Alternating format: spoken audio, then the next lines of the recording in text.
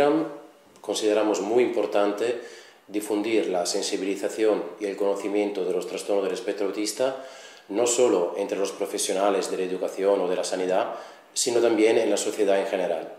Por eso hemos estructurado nuestro servicio de formación en 3 partes.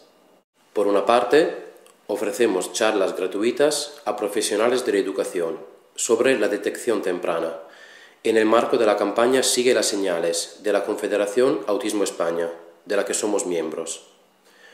Por otro lado, ofertamos cursos personalizados de formación especializada a centros educativos y sanitarios, a asociaciones de padres y a profesionales, desplazándonos directamente a su contexto laboral o vital.